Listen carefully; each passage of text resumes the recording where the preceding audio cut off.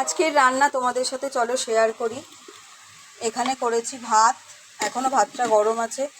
এটা হচ্ছে মূলো ভাজা, মূলো ছিল বাড়িতে, ওটা ভাজা হয়েছে।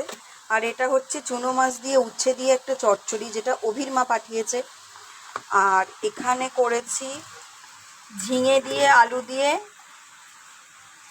রুই মাছের ঝোল, ঠিক আছে। আর এটা লাস্টে করা হয়েছে চিকেন কষা। এটার কোনো প্ল্যান ছিল না, হঠাৎ করেই এটা রান্না করা হয়েছে মেয়ে আর শঙ্করের জন্য। আমি খাবো না, ঠিক আছে। চলো, এই হলো আমাদের রান্না বান্না।